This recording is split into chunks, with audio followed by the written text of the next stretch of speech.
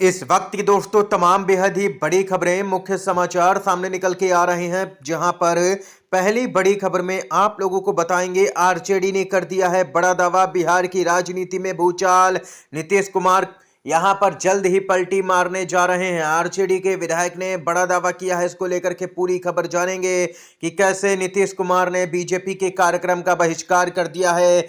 जी हां दोस्तों, पूरी खबर को विस्तार से बताएंगे। इसके साथ ही यहां पर एनडीए की बड़ी बैठक में पीएम मोदी ने ऐसा बयान दिया कि यहां पर पोल ही खुल चुकी है। आखिर चुनाव जीतने की पीछे की वजह क्या है, इसको लेकर के जानेंगे खबर। बात होगी दोस्तों यहां पर पहली कैबिनेट की मीटिंग में ही बीजेपी ने अपना वादा पूरा नहीं किया, विपक्ष हमलावर हो गया। दोस्तों एक एक करके सभी बड़ी खबरों को विस्तार से आप तक पहुंचाएंगे, लगातार बने रहिएगा। खबरों की तरफ बढ़ते हैं दोस्तों। उससे पहले अगर आप लोग भी इंडिया गठबंधन के समर्थन में खड़े हैं तो अभी इस वीडियो को लाइक कीजिएगा दोस्तों, और कमेंट बॉक्स में जय हिंद जय भारत जरूर ही कमेंट कीजिएगा दोस्तों। जो पहली और बड़ी खबर आ रही है बताते चलें दोस्तों। हाल ही में नीतीश कुमार दिल्ली के दौरे पर गए थे, जहां पर नीतीश कुमार से पीएम मोदी ने यहां पर कोई भी मीटिंग नहीं की थी। नीतीश कुमार बाहर इंतजार करते रहे, लेकिन फिर भी पीएम मोदी ने नीतीश कुमार को मिलने का समय नहीं दिया। जेपी नड्डा ने भी मुलाकात नहीं की नीतीश कुमार से। फिर क्या था,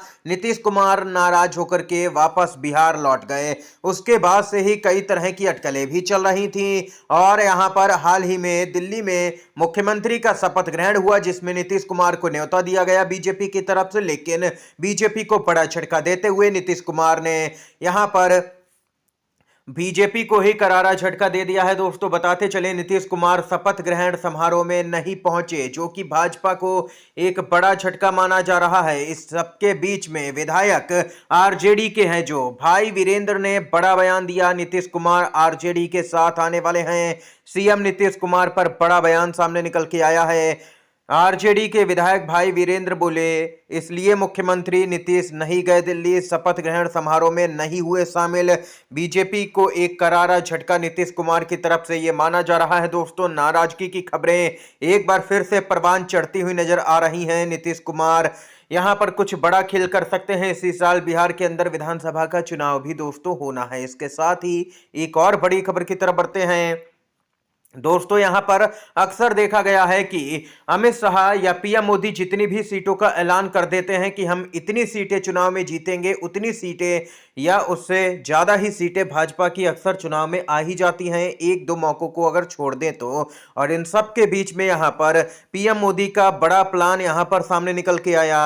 एनडीए की बैठक में पीएम मोदी का ऐलान, बोले 2 साल में जहां जहां पर चुनाव है वहां विपक्ष को हराएंगे। हाल ही में देखने को मिला कि हरियाणा का चुनाव कांग्रेस पार्टी जीत ही चुकी थी, लेकिन फिर भी बीजेपी ने जैसे तैसे करके हरियाणा जीत लिया। महाराष्ट्र में भी बीजेपी की सत्ता से विदाई हो रही थी, वहां पर भी बीजेपी ने चुनाव जीत लिया। दिल्ली में कोई भी यकीन नहीं कर रहा था कि बीजेपी चुनाव जीतेगी, लेकिन दिल्ली में भी यहां पर अरविंद केजरीवाल का किला बीजेपी ने ढा दिया और सरकार बना ली। अब यहां पर बीजेपी मान रही है कि वो अब यहां पर अगले साल जो चुनाव होना है विधानसभा का पश्चिम बंगाल में, वहां पर भी सरकार बना लेगी। इस तरीके से यहां पर पीएम मोदी की तरफ से दावा किया जा रहा है दोस्तों। बताते चलें कि चुनाव आयोग में अमित शाह के करीबी व्यक्ति मुख्य चुनाव आयुक्त बन चुके हैं। अब वही ज्ञानेश कुमार करवाएंगे देश के अंदर चुनाव।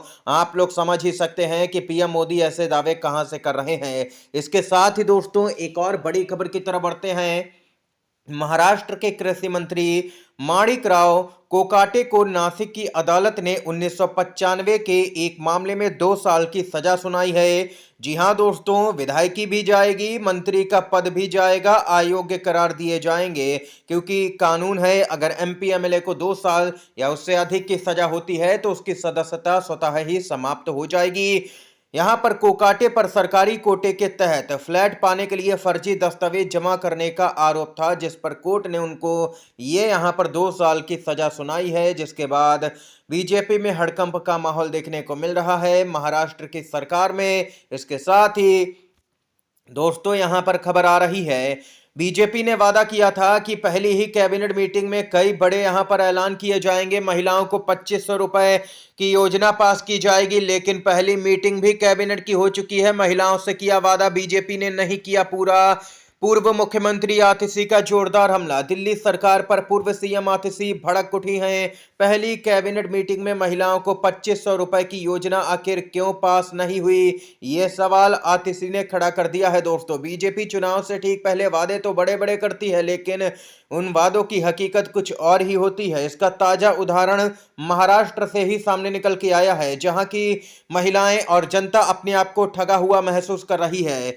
किसानों का कर्ज माफ करना हो या महिलाओं को रुपए देने की बात हो, यहां पर योजना के तहत सबसे बीजेपी मुकर रही है। महाराष्ट्र में लड़की बहन योजना के लाभार्थियों को बड़ा झटका, काटे जाएंगे 9 लाख महिलाओं के नाम। जी हां दोस्तों, लड़की बहन योजना के लाभार्थियों को हर साल जून महीने में बैंक जाकर के केवाईसी पूरा करना होगा और जीवन प्रमाण पत्र लगाना होगा।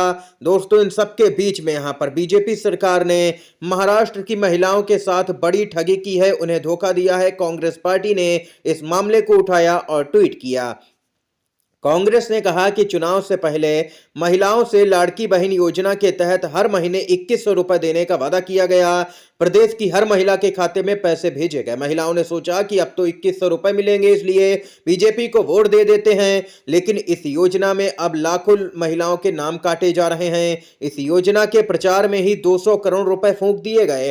अब चुनाव के बाद में माहौल क्या है? महाराष्ट्र की 9 लाख महिलाओं का नाम लाड़की बहन योजना से काटा जा रहा है। नियमों में उलझा करके इस योजना से लाखों महिलाओं के नाम काटने की तैयारी की जा रही है।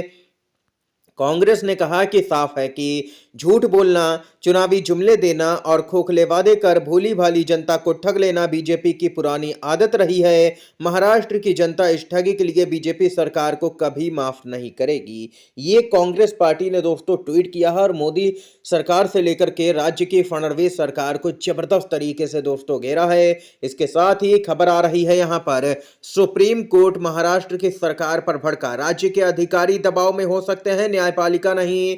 महाराष्ट्र सरकार से बोला सुप्रीम कोर्ट। सुप्रीम कोर्ट ने महाराष्ट्र सरकार को यहां पर चेताया और कहा कि आपके अधिकारी दबाव में आ सकते हैं, लेकिन न्यायिक अधिकारी नहीं। शीर्ष कोर्ट ने कहा कि राज्य के अधिकारी दबाव में हो सकते हैं, लेकिन न्यायपालिका नहीं दबाव में हो सकती है किसी के भी। दरअसल महाराष्ट्र सरकार ने माथेरान में ई रिक्शा लाइसेंस आवंटन पर न्यायिक अधिकारी की रिपोर्ट की सत्यता पर सवाल उठाया था, जिस पर जस्टिस BR गवाई ने कहा कि आपके अधिकारी दबाव में हो सकते हैं, लेकिन हमारी न्यायपालिका नहीं। ये कड़ी टिप्पणी की गई है दोस्तों यहाँ पर सुप्रीम कोर्ट की तरफ से। समय की तमाम बड़ी खबरें दोस्तों, मुख्य समाचार थे जो हमने आप तक पहुंचाए। वीडियो अगर आप लोगों को दोस्तों पसंद आया हो तो लाइक कीजिएगा, इन खबरों को शेयर कीजिएगा अपने दोस्तों में, और चैनल पर अगर आप लोग नए हैं तो चैनल को जरूर ही सब्सक्राइब कीजिएगा। वीडियो देखने के लिए दोस्तों आप सभी का बहुत बहुत धन्यवाद। जय हिंद, जय भारत।